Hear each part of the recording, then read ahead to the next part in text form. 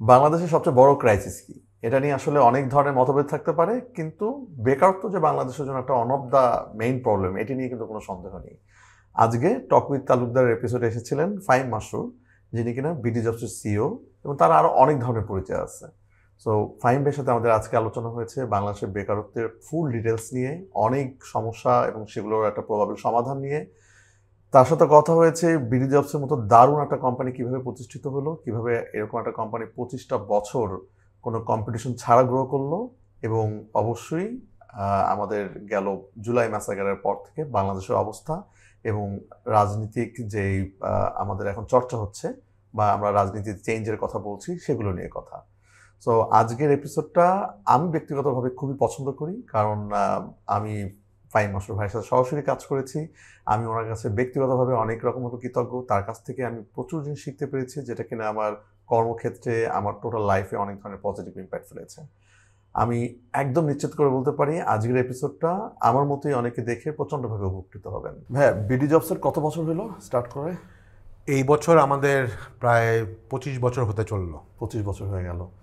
যখন ভাইয়া BD job শুরু করলেন আপনি, এবং তখন বাংলাদেশে একটা বিজনেস স্টার্ট করা যে অবস্থা, এবং এখন এখন বর্তমানে যারা এখন নতুন এন্টারপ্রেনার হচ্ছেন, এই দুইটা যদি যুগ বলি, মেইন গ্যাপটা কোথায়? আমাদের যেই সময়টা শুরু করেছিলাম 2000 সালে, তখন আসলে পার্টিকুলারলি যারা একটু ইউনিভার্সিটি থেকে পাশ করা, এডুকেটেড, তাদের মধ্যে ব্যবসা করার প্রবণতাটা অনেক কম ছিল। হ্যাঁ, তারা নর্মালি চাকরি করাটাই তাদের একটা বড় ব্যাপার ছিল, পার্টিকুলারলি আমরা যারা মিডল ক্লাস ফ্যামিলি থেকে এসেছিলাম। তো বাট এখন আমি দেখি যে পার্টিকুলারলি আরবান এডুকেটেড ইয়াং যারা আছেন, ফ্যামিলিগত পার্সপেক্টিভেও এন্টারপ্রেনারশিপটাকে যথেষ্ট মানে সম্মান দেখানো হয়। আমাদের সময়টাতে এটাকে আসলে অলমোস্ট মানে পাগলামি হিসাবেই ধরা হতো, যে মনে হতো যে আসলে অন্য কিছু করার নাই, এই জন্য বিজনেস করছে। তো এখন মানে বিভিন্ন কারণে, সোশ্যাল এবং অন্যান্য কারণে ব্যবসা করা টাকে আসলে আগে থেকে অনেক পজিটিভলি দেখা হয়। তো সেটা একটা বড় পার্থক্য। ওকে। আর যদি বলি ভাই যে বিডি জবস এই যে 25 বছর জব মার্কেট নিয়ে কাজ করতেছে, যদি জব প্লেসমেন্টের একটা প্ল্যাটফর্ম বলি, এই 25 বছরে বিডি জবসের কেন কোনো ওরকম কম্পিটিশন তৈরি হয় না বা কম্পিটিটর তৈরি হয় না? সেটা একটা বড় আলোচনা। বাট আমি যদি বলি যে বাংলাদেশে আসলে আমার কাছে মনে হয় যে পার্টিকুলারলি যে কোনো ব্যবসায়ী করতে আসলে যেই সবচেয়ে বড় ক্যাপিটালটা আসলে আসলে ট্রাস্ট। হ্যাঁ, লোকজন আসলে কতটুকু ট্রাস্ট করে। তো যেহেতু আমরা একটা সার্ভিস কোম্পানির ক্ষেত্রে কিন্তু ট্রাস্টটা একটা বড় ব্যাপার। সার্ভিস কোম্পানির ক্ষেত্রে আসলে শুধু প্রাইস কমালে বা মানে মার্কেটিং করলাম, বড় বড় প্রমোশন করলাম, সেটাতেই আসলে হয় না।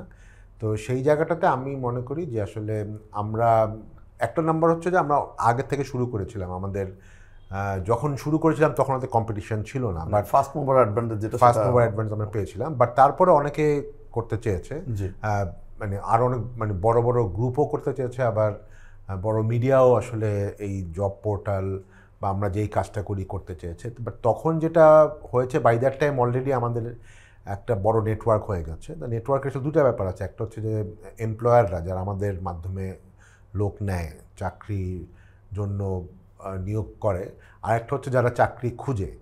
তো এই দুইটারই আসলে আমাদের মানে শুরুটা তো অফকোর্স স্লোলি হয়েছিল, বাট একটা পর্যায়ে আমরা এমন একটা জায়গায় পৌঁছে গেছি যে যেটাতে আসলে অন্য যে কারো আসলে এই নেটওয়ার্কটা তৈরি করাটা অনেক বেশি ইনভেস্টমেন্ট করতে লাগবে বা অনেক বেশি মার্কেটিং বা অনেক অ্যাক্টিভেশন করতে লাগবে। তো সেই জায়গাটা আমাদের একটা, যেটা বললাম, ফার্স্ট মুভ অ্যাডভান্টেজ, এবং যারা আমাদের ব্যবহার করতো বা এখনও করছে তাদের সাথে আমাদের এক ধরনের একটা ট্রাস্টের রিলেশনশিপ তৈরি হয়েছে। তো আর আরেকটা ছিল, আমরা সবসময় কাস্টমারদেরকে মানে কাস্টমার স্যাটিসফ্যাকশান যাতে এনশিওর্ড হয়, কে আসলে কত টাকা দিচ্ছে, বা ইভেন আমাদের তো যারা জব সিকার তাদের তো বেশিরভাগ সার্ভিসই আমাদের আসলে ফ্রি অফ কস্ট, কিন্তু তারপরেও তাদেরকে আমরা যেই পরিমাণ গুরুত্ব দেই, তাদের যে কোনো ধরনের কমপ্লেন ম্যানেজমেন্ট বা অন্য যে কোনো ধরনের, তো সেই জায়গাটা আসলে আমাদের কাছে আমরা ফিল করি যে ওই ট্রাস্ট রিলেশনশিপটা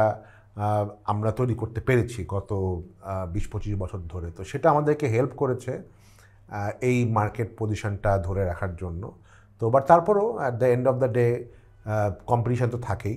তো সেই ক্ষেত্রে আমাদের যে মানে একটু নতুন নতুন সার্ভিস ফিচার বলি, তারপরে মানে কিছু ইনোভেটিভ জিনিস আমাদেরকে কন্টিনিউয়াস সবসময় আনতে হয়, আরও হয়তো আনা দরকার, যেটাতে আমরা এখন হয়তো এআই বা অন্য ব্যাপারগুলি নিয়ে আরও বেশি সামনের দিনে কাজ করব। বাট মার্কেটকে আমাদের রেসপন্ড করতেই হবে। হ্যাঁ, তো সেটা জন্য আমরা হয়তো এ পর্যন্ত টিকে আছি। ভবিষ্যতে টিকে থাকবো কিনা সেটা ডিপেন্ড করবে আসলে আমাদের উপরে। আমরা অনেক ক্ষেত্রেই আমি প্রায়ই বলি যে ব্যবসার ক্ষেত্রে আসলে মানে একটা ভালো ব্র্যান্ড থাকলেই যে সে আজীবন চলবে তা না। আমরা নোকিয়া ফোন আমরা সবাই ব্যবহার করতাম, এখন নোকিয়া অলমোস্ট ডেড।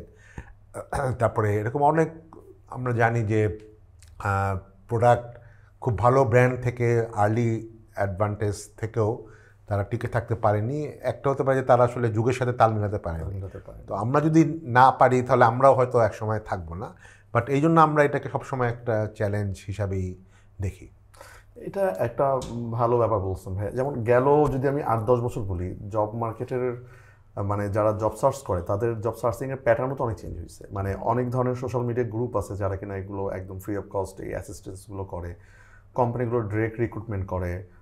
লিঙ্কডইন একটা বড় প্ল্যাটফর্ম যেটার মাধ্যমে অনেক আমি শিওর যে রিক্রুট হয়।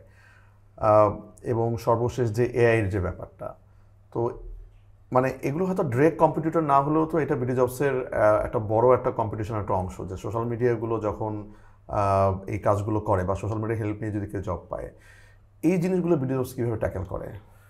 আচ্ছা, প্রথমে হচ্ছে যে আমরা কিন্তু শুধু মানে জব মিডিয়া প্ল্যাটফর্ম না। হ্যাঁ, আমাদের এই প্ল্যাটফর্মের মাধ্যমে কিন্তু একটা কোম্পানি শুধু যে তার জবটাকে অ্যাডভার্টাইজ করে তা না। এটা আমাদের যখন অরিজিনালি শুরু করেছিলাম আজ থেকে 20-25 বছর আগে, তখন আমাদের মেইন ভ্যালুটাই ছিল যে কানেক্টিং দ্য জব সিকার এবং এমপ্লয়ার।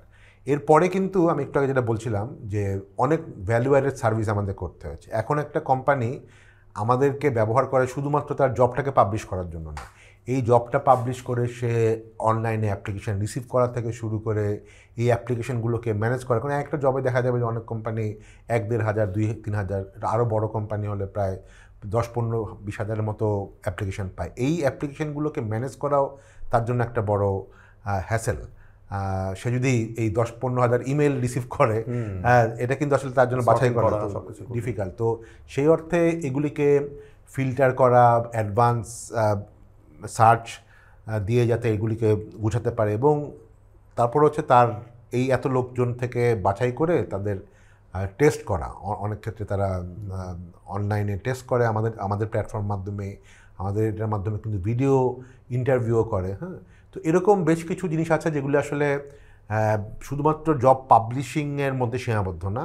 তার ওভারঅল রিক্রুটমেন্ট প্রসেসটাকে ম্যানেজ করা, গুছিয়ে জিনিসটাকে তার এফিসিয়েন্সি বাড়ানো, তার খরচ কমানো, সেগুলোকে কিন্তু আমরা ডেভেলপ করেছি। এবং আমাদের যারা ক্লায়েন্ট তারা সে হয়তো ফেসবুকে বা লিঙ্কডইনে জবটাকে পাবলিশ করতেই পারে, কিন্তু তারপরে যদি অ্যাপ্লিকেশনটা আসেও সেটাকে ম্যানেজ করার জন্য সে আবার দেখা যাবে, এই জন্যই সে বিডি জবসের প্ল্যাটফর্মেই বলে দেয় যে তুমি এই প্ল্যাটফর্মে, মানে সে হয়তো লিঙ্কটা দিয়ে দিল যে বিডি জবসের লিঙ্কে তুমি অ্যাপ্লাই করো। হ্যাঁ, বাট ইনিশিয়ালি হয়তো সে তার অডিয়েন্সের কাছে অন্যান্য সোশ্যাল মিডিয়ার মাধ্যমে যাচ্ছে। তো এভাবে আসলে আমরা এই কানেকশানটা এমপ্লয়ারদের সাথে আমাদের এই প্ল্যাটফর্মের কানেকশানটা বজায় রাখার চেষ্টা করি। নাইস। আমি ভাইয়া যখন আমার কোম্পানির জন্য বিডি জবস বা অন্য কোনো এরকম সার্কুলার দিই, একটা জিনিস দেখা যায় যে হয়তো অ্যাপ্লিকেশন পরে কথার কথা 50টা বা 100টা, আমরা যখন সর্টিং করি সেখান থেকে হয়তো 50% নিই, 50টার মতো নিই। আমরা যখন ইন্টারভিউতে ডাকি তখন দেখা যায় যে আসে হচ্ছে 5 জন। পরে যে 5 জনের সাথে হয়তো সেখান থেকে আমরা নিতে পারিনি। এই যে একটা প্রসেস, যে তাহলে আসলে অনলাইন অ্যাপ্লিকেশন কেন করে এত? যদি অনলাইন অ্যাপ্লিকেশন এতগুলো করেই, সেখানে তাহলে মানে রিলেভেন্ট হয়তো না সে, তারপর সে অ্যাপ্লাই করে ফেলে। এই জিনিসগুলো কেন হয় আপনার মনে হয়? Very good question. অনলাইন ব্যাপারটা যেহেতু ইজি, হ্যাঁ, এটা শুধুমাত্র এমপ্লয়ারের জন্য ইজি না, জব সিকারের জন্য ইজি। তো এবং দেখা যায় যে সে আসলে মানে তার যদি বিডি জবসে সিভি বা প্রোফাইল থাকে, সে জাস্ট অ্যাকাউন্টে লগ ইন করে যে কোনো একটা কোম্পানিতে জাস্ট ওয়ান ক্লিকে সে করতে পারে। আগে ছিল যে তাকে যদি কোথাও অ্যাপ্লাই করতে হতো সিভি প্রিন্ট করতে হতো, খরচ করে দিয়ে আসতে হতো। তো সেই জন্য আসলে আমাদের এই যে একটা কমন একটা ব্যাপার যে অনেকে অ্যাপ্লাই করে কিন্তু সে যখন ইন্টারভিউ ডাক পায় তখন সে হয়তো আসে না। তো এটা আমরা অনেক দেখেছি, প্রায় অনেক ক্ষেত্রে প্রায় যত লোকজনকে ইন্টারভিউর জন্য কল করা হয় তার হয়তো 30-40%ও আসে না, ভেরি হাই নাম্বার। তো সেটাকে আমরা যেভাবে ট্যাকেল করেছি, যে এটা বেশ অনেক দিন ধরেই আমরা এটা নিয়ে কাজ করেছি, সেটা হচ্ছে যাতে অ্যাপ্লিকেশান যারা করবে তারা যাতে কমিটেড হয়ে করে। এটার একটা ওয়ে হচ্ছে, আমাদের আগে যেরকম ছিল যে একজন লোক বা একজন অ্যাপ্লিকেন্ট তার কোনো লিমিট ছিল না, তার আসলে আনলিমিটেড নাম্বার অফ প্রতি মাসে আনলিমিটেড নাম্বার অফ অ্যাপ্লাই করতে পারত। এখন কিন্তু আমাদের প্ল্যাটফর্মে একটা লিমিট আছে। এখন লিমিট থাকাটা যেটা হয় যে সে যেহেতু জানে যে আমি মাসে 50টা বা 100টা আমি অ্যাপ্লাই করতে পারবো, সে কিন্তু এই লিমিটটাকে মানে জাজমেন্ট খাটায় যে আমি তাহলে এই জবটার ক্ষেত্রে, এই জবটাতে আমি আসলেই ইন্টারেস্টেড, আমি ইন্টারভিউ ডাক পেলে যাব, আমি তাহলে এটাতে অ্যাপ্লাই করি। আগে যেরকম হতো যে ইনডিসক্রিমিনেট, মানে সে হতো জাস্ট একটা দেখার জন্য করে ফেলতো আর কি। তো এই জিনিসটা এখন আগের থেকে অনেক কমেছে। বাট তারপরেও বাংলাদেশের পার্টিকুলারলি আমাদের ইয়াং যদি বলি, ইয়াং পপুলেশনের মধ্যে একটা আছে যে তার জবটা দরকারও, সে যখন অ্যাপ্লাই করেছিল সে সিরিয়াসও, কিন্তু যখন সে মানে ইন্টারভিউ কল পেলো তার হয়তো বাসা থেকে অফিসটা দূরে, এবং এটা খুব মানে কমন একটা ব্যাপার। I am pretty sure you have also face that, যে আচ্ছা এখন মানে আমার এই এত ঝামেলা করে আমি যাব, আমার তো মানে খুব হয়তো 50 জনের মধ্যে একজন হয়তো লোক নিবে, তো আমি এই এফোর্টটা কেন দিব কেন?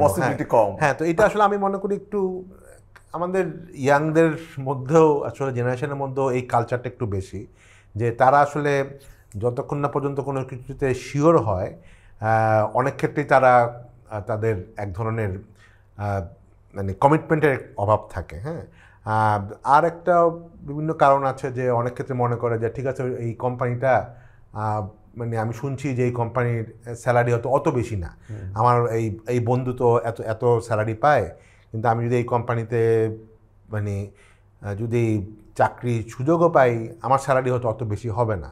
তো এই জিনিসের জন্য আসলে অনেক ক্ষেত্রেই দেখা যায় যে সে মানে ইন্টারভিউতেই ফেস করে না।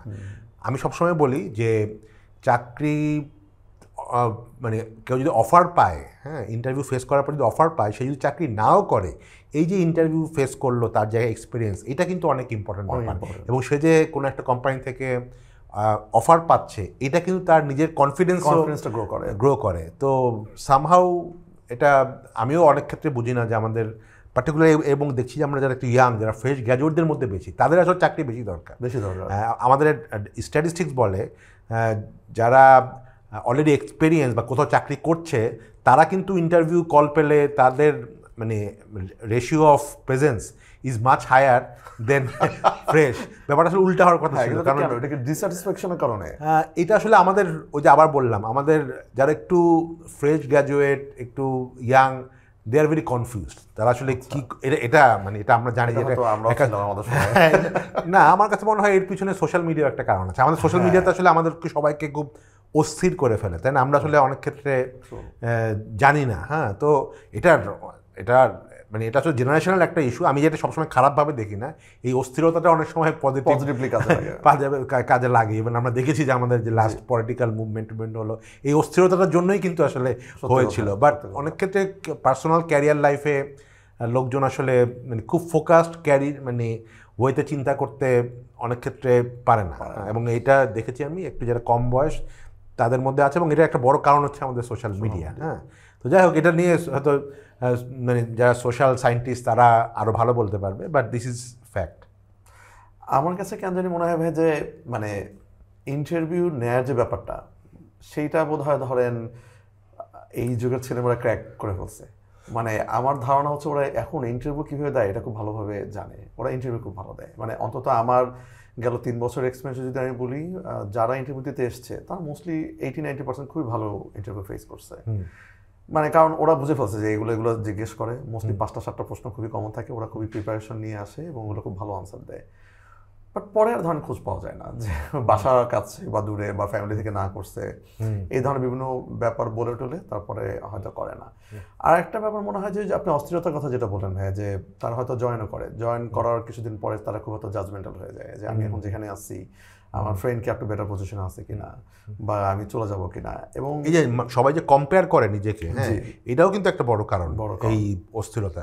আমার একটা কমপ্লেইন বেসিক্যালি যে আমার মনে হয় যে কম্পারেটিভলি ইয়াং যারা তাদের এই প্রফেশনালিজম যে ব্যাপারটা সেটা প্রপারলি গ্রো করে নাই, যে একটা কোম্পানিকে জানানো যে আমি জয়েন করবো না। মানে বেশিরভাগ ক্ষেত্রে কি হয়, আমরা ফোন দিয়ে জানি আপনার না জয়েন করার কথা ছিল, সে বলেন না আমার বাসা দূরে। আমি জানি না আপনি এরকম এটা তো আমাদের মানে খুব কমন, আমাদের এমপ্লয়াররা বলে যে মানে আপনার এইখানে প্ল্যাটফর্মে আমরা দেখলাম সে তো অ্যাপ্লাই করলো, আসলে কি সে অ্যাপ্লাই করছিল নাকি আপনাদের সিস্টেম দিয়ে অটোমেটিক করা হয়েছিল। তা আমাদের এখানে কিন্তু অমন কিছু না, যে অ্যাপ্লাই না করে মানে অ্যাপ্লাই নিজে করলেই সেটা অ্যাপ্লাইড হয়, কিন্তু তারপরেও দেখা যায় যে যেটা বললাম 50% মানে আসেই না, এবং সে যে আসছে না সেটাও সে জানাচ্ছে না। তো সেটা মানে একটা কমপ্লেন অফকোর্স আমরা রেগুলার ফেস করি। অনেক অফিসে ভাই তো সোশ্যাল মিডিয়া অফ থাকে, মানে কাজ করার সময় সোশ্যাল মিডিয়া ইউজ করা যাবে না, বিডি জবসও তো অফ থাকে অনেক সময়। এটা আসলে আমার কাছে মনে হয় যে সোশ্যাল মিডিয়া অফ করে কোনো ইম্প্যাক্ট তেমন একটা নাই, কারণ লোকজন তো এখন সবাই মোবাইল ফোনে ইউজ করে, মোবাইলের ডাটা তো আসলে এটা যার ব্যক্তিগত ব্যাপার। হ্যাঁ, তো যেটা হয় যে অনেক ক্ষেত্রে ওয়াইফাই, অফিসের ওয়াইফাই ব্যবহার করে যাতে সোশ্যাল মিডিয়া না ব্যবহার হয়, এটা কিছু কিছু কোম্পানির policy, not because only that তার প্রোডাক্টিভিটি কমায়, অফকোর্স এটা তো একটা ব্যাপার আছেই। যেমন আমাদের ক্ষেত্রে আমরা জানি যে আমাদের অনেক কাজ, পার্টিকুলারলি মার্কেটিং, নেটওয়ার্কিংয়ের জন্য social media is very important. Even মানে ফেসবুকের মাধ্যমে আমরা অনেক সময় ক্লায়েন্ট লিড জেনারেট করি, বা আমাদের বিভিন্ন প্রোডাক্ট সম্পর্কে আমরা কমিউনিকেট বা মার্কেটিং করি। বাট যেমন পার্টিকুলারলি যদি বলি যারা একটু সফটওয়্যারে কাজ করে তাদের ক্ষেত্রে অনেক ক্ষেত্রে প্রোডাক্টিভিটি একটা সমস্যা হয়। বাট আরেকটা হচ্ছে যে আসলে অনেক ক্ষেত্রে তো মানে এখন যেহেতু অনেক রিচ কন্টেন্ট, হ্যাঁ, অনেক ক্ষেত্রে দেখা যাবে যে কোম্পানি যারা একটু অনেক বেশি লোক থাকে তাদের মানে এত ভিডিও কন্টেন্ট হয়ে গেছে, নেটওয়ার্কের উপরে অনেক সময় লোড পড়ে। দেখা যাবে যে একজনের এত বেশি সে ভিডিও ডাউনলোড করছে, ওভারঅল অন্যদের ডাউনলোড স্পিডও আসলে কমে যায়। এই জন্য একটা কোম্পানি এক ধরনের পলিসি থাকে। এমনি জাস্ট মানে একটা ইন্টারেস্টিং জিনিস মনে হলো যে বিডি জবসের যারা এমপ্লয়ি আছেন তারা নতুন জব কীভাবে করছেন? বিডি জবসের মাধ্যমেই। হ্যাঁ, আমাদের কোম্পানির লোকজন তো যেহেতু তারা এইটার মধ্যেই আছে, এবং তাদের ক্ষেত্রে বিডি জবস ইজ দ্য মানে মোস্ট মানে ইজিয়েস্ট ওয়ে তারা বিভিন্ন কোম্পানিতে যদি জব খুঁজে আর কি। এবং আমরা এটাকে আসলে মনে করি যে it is part of life.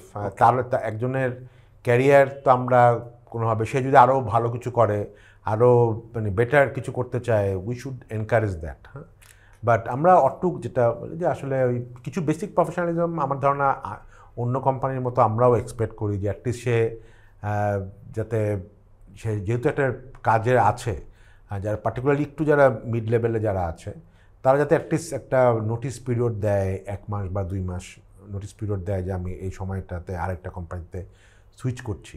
তো এটা আগে আরও বেশি ছিল, এখন আমরা দেখেছি যে কিছুটা হলেও মানে আমাদের যারা এমপ্লয়ি আছে তারা মোটামুটি সবাই এটা মেনটেন করে।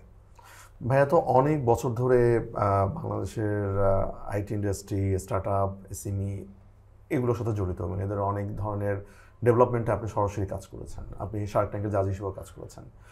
মানে আপনি যেটা প্রথমেই আমাদের প্রশ্ন ছিল যে আগে হয়তো এই এন্টারপ্রেনার হওয়ার ব্যাপারটা ওই রকমভাবে পপুলারাইজ ছিল না, বাট বিগত যদি আমি বলি 1 দশকের কথা, অন্তত এই 1 দশকে আমার মতো অনেকেই, আপনাদের মতো অনেক সাকসেসফুল এন্টারপ্রেনারকে দেখে আমরা হয়তো আরেকটা কিছু একটা করার চেষ্টা করেছি। বাট এই 10 বছরে নতুন একটা বিডি জবস তৈরি হয়নি, নতুন একটা রকমারি.com তৈরি হয়নি, যেটা একদম 100% বাংলাদেশি গ্রোন আপ একটা কোম্পানি, বাংলাদেশের গ্রোন আপ একটা স্টার্ট আপ বা একটা কোম্পানি। সো আপনার কেন মনে হয় যে এগুলো আরেকটা কেন তৈরি হচ্ছে না? এটা আসলে মানে কোনো সহজ কোনো আনসার নাই। অফকোর্স আমি আবার একেবারে বাংলাদেশে যে ভালো ভালো কোম্পানি তৈরি, আমি যদি টেকনোলজি কোম্পানি যদি বলি, টেক বেসড কোম্পানি যদি বলি, হয়েছে, একেবারে হয়নি তা না। হয়তো মানে আমরা যেই জায়গায় কাজ করি এমপ্লয়মেন্ট স্পেসে হয়তো তৈরি হয়নি, বাট অন্যান্য মানে টেকনোলজি রিলেটেড অন্যান্য জায়গাতে কিন্তু প্ল্যাটফর্ম তৈরি হয়েছে।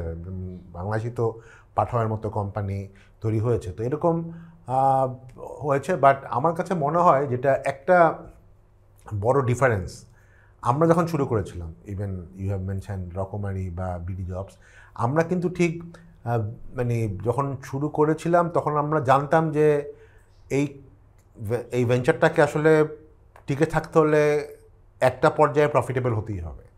আমরা যদি অ্যাটলিস্ট 2-3-4 বছরের মধ্যে প্রফিটেবল না হই, মানে we have to shut down. তো বাট আমি গত অ্যাটলিস্ট 8-10 বছর, এটা আসলে আমি আমাদের এন্টারপ্রেনারদের দোষ দেব না, মানে ওভারঅল এই যে মানে স্টার্ট আপ এবং ভিসি এই জিনিসগুলো এত বেশি পপুলার মানে কি অনেক ক্ষেত্রে গ্লোরিফাইড করা হয়েছে বিভিন্নভাবে, এবং এটা আমরা সিলিকন ভ্যালি না, আমাদের আশেপাশের দেশে ইন্ডিয়া বা অন্যান্য কান্ট্রিতেও দেখেছি যে মানে একেবারে মানে মানে ব্যাপারটা হয়ে গেছে যে কোনো একটা ব্যবসার সাকসেসই হচ্ছে সে কত টাকা রেজ করছে, সে কতটুক প্রফিটেবল বা কতটুক সে নিজে অর্গানিক্যালি গ্রো করছে, তার থেকে সে কত টাকা রেজ করলো। তো এই যে ওভার ডিপেন্ডেন্স অন ভিসি মানি, হ্যাঁ, তো সেটা আসলে আমাদের অনেক এন্টারপ্রেনারদেরকে মানে একটু আমি বলবো ধাবিত করেছে মানে শুধু ইনভেস্টমেন্টের ব্যাপারে ফোকাস করার জন্য, রেদার দেন কোম্পানিটাকে মানে সাস্টেইনেবল বা অর্গানিক্যালি গ্রো করার জন্য। তো এটা মানে এর মধ্যে কেউ কেউ হয়তো খুব ভালো করেছে, কেউ কেউ ভালো ফান্ড রেজ করেছে, বেশিরভাগই তো আসলে ওই ফান্ড রেজ করতে পারেনি। অনেক কারণ আছে, বাংলাদেশের এখনও আসলে ওই লেভেলে বিসি বিদেশ থেকে বাংলাদেশে আসেনি বিকজ অফ ডিফারেন্ট রিজন, যেটা ইন্ডিয়াতে এসছে। তো আমরা হয়তো অন্যান্য কান্ট্রির মডেলটাকে বেশি ফলো করেছি, হ্যাঁ, যেটা হয়তো মানে বাংলাদেশের জন্য এখনও ইজ টু আর্লি।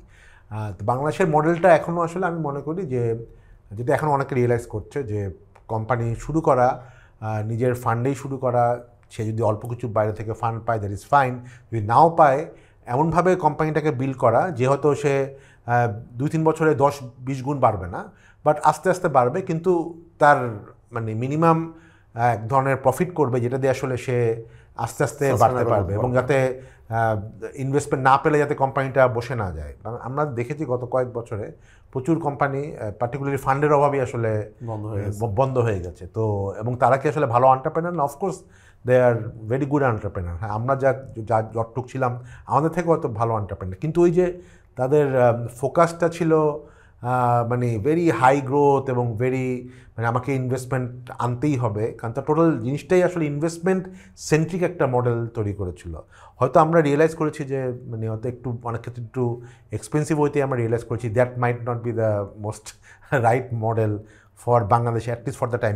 ইভেন আমরা আমাদের পার্শ্ববর্তী দেশেও কিন্তু দেখেছি যে যেমন বড় বড় ই কমার্স কোম্পানি বলি, এডটেক কোম্পানি বলি, বাইজু বা এরকম অনেক কোম্পানি কিন্তু আসলে এই ফান্ডিংয়ের মানে over dependence on funding growth, তারা কিন্তু এখন বেশ বড় একটা সমস্যায় পড়েছে এবং অনেকে বন্ধ হতে বাধ্য হয়েছে। তো সেটা আমি মনে করি যে সেটা একটা কারণ।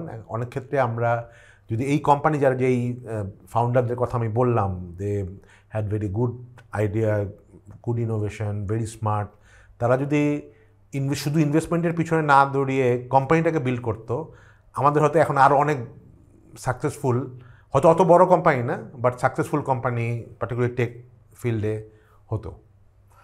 হ্যাঁ, আপনি যেটা বললেন মানে একটা ডিবেট কিছুদিন আগে বা এটা প্রায় সোশ্যাল মিডিয়ায় থাকে, এসএমই ভার্সাস হচ্ছে স্টার্ট আপ আর কি। আপনি এই দুইটার ডিফারেন্সটা কীভাবে করে দেখেন?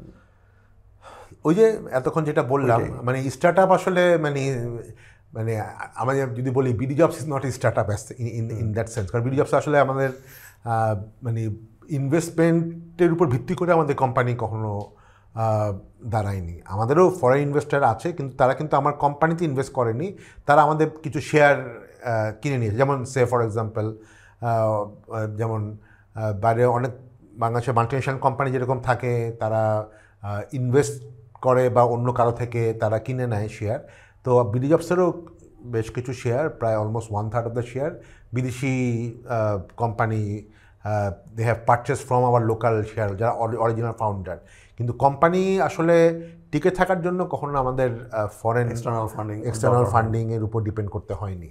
তো সেটা আমাদের একটা বড় আসলে মানে কমফোর্ট বা স্ট্রেংথের জায়গা ছিল। তো এই জন্য আমরা নিজেদেরকে এখন স্টার্ট আপ বলি না, কারণ আমরা আসলে ফান্ড ডিপেন্ডেন্ট কোম্পানি না। বাট এসএমইদের ক্ষেত্রে আমি ব্যক্তিগতভাবে মনে করি বাংলাদেশে SME model is probably more appropriate. I am not saying that start up মডেলটা খারাপ বা স্টার্ট আপ চিন্তা করা উচিত না, অফকোর্স করা উচিত। কিছু কিছু জায়গাতে হয়তো ওই মডেলটাই অ্যাপ্রোপ্রিয়েট, বাট বেশিরভাগ আমরা যেই ব্যবসাগুলো করি বা বাংলাদেশের মার্কেটের যে পরিস্থিতি, সেই জায়গায় যদি কেউ ভালো করে মানে এসএমই বলি যে খুব ছোট করে শুরু করলো, 2-3 বছরের মধ্যেই তার সাস্টেনেবল হলো, প্রফিট হয়ে ওই প্রফিটটাকে আবার ইনভেস্ট করে সে মানে আগাতে পারে, এই মডেলটাই তো আসলে এসএমই। তো এই মডেলটাই আসলে আমার কাছে মনে হয় আমাদের জন্য মোর অ্যাপ্রোপ্রিয়েট। এবং আমাদের আশেপাশে কিন্তু প্রচুর দেখছি আমি আমাদের ইয়াং অনেকেই আসলে এই মডেলেই ভালো করছে কিন্তু যাচ্ছে। এবং এই মডেলের অনেকে বলতে পারে তাহলে সবসময় কি প্রফিট দিয়েই ফান্ড করতে হবে? Not necessarily. বাংলাদেশে যদি কেউ প্রিপারেশান নেয় ভালো করে, ব্যাংকও কিন্তু ফান্ডিং করে। বাংলাদেশে অনেক ছোট মানে ইয়াং এন্টারপ্রেনার দেখে কিন্তু ব্যাংক ফান্ডিং করে। অনেক একেবারে কোটি কোটি টাকা হয়তো ফান্ডিং করছে না, বাট মানে 15, 20, 40, 50 লাখ টাকা কিন্তু অনেক মানে এসএমই কিন্তু ব্যাংক থেকে ফান্ডিং পাচ্ছে। এবং বাংলাদেশ ব্যাংকের বা অন্যান্য ব্যাংকেরও বেশ কিছু স্কিম আছে যেখানে তারা এসএমইদেরকে টার্গেট করেই ফান্ডিং করে। বাংলাদেশের ভাইয়া আপনার কাছে কি মনে হয় বর্তমানে সবচেয়ে মেজর প্রবলেম কি? অনেক প্রবলেম আছে, মানে একদম আপনার চোখে যদি বলি যে প্রথম প্রবলেম কোনটা? আমি যেহেতু এই ফিল্ডে আছি, আমি হয়তো ব্যাপারটাকে আরও বেশি আমি বলবো যে রিয়েলাইজ করি বা আমার চোখের সামনে বেশি আসে। সেটা হচ্ছে আমাদের যে we are a very populous country, তাই না?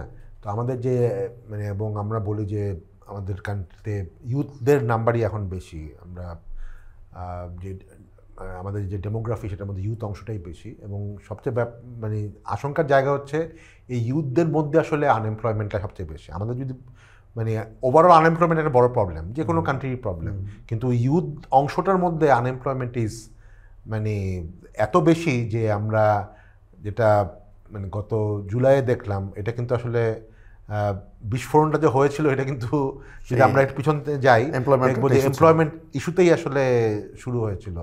তো এটা তো আসলে এমনি এমনি হয়নি, মানে এটার সোসাইটিতে এক ধরনের বড় ক্রাইসিস আসলে তৈরি হয়েছে।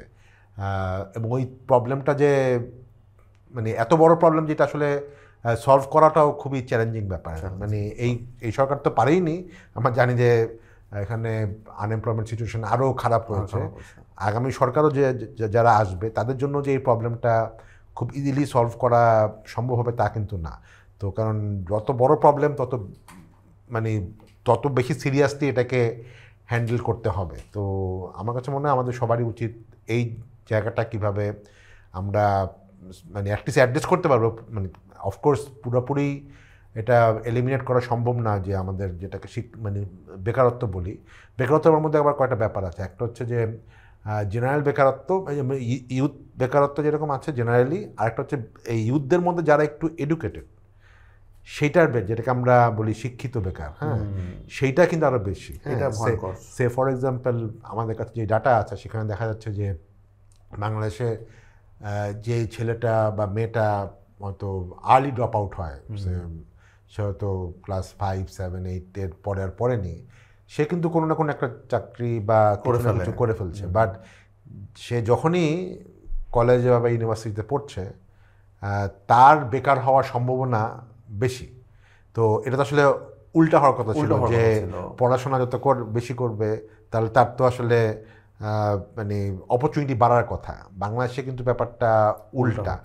তো আমাদের ডাটা বলে, বিডিজবসের ডাটাই বলে যে প্রায় 40 থেকে 50% ছেলে বা মেয়ে গ্র্যাজুয়েশনের 3 থেকে 4 বছর পরেও কোনো চাকরি পাচ্ছে না। তো এটা আসলেই একটা বড় কি কারণ বলে মনে হয় আপনার? আচ্ছা, এর মধ্যে অনেকগুলো ব্যাপার আছে। একটা হচ্ছে যে আমি আরেকটা ডেটা দিই, আজ থেকে 12-13 বছর আগে, আমি যদি বলি 2012 সালের দিকে আমাদের টোটাল লেবার ফোর্সের মধ্যে, মানে আমাদের টোটাল যদি শ্রম শক্তি বলি, তার মধ্যে গ্র্যাজুয়েট ছিল মাত্র 3.5%। আচ্ছা।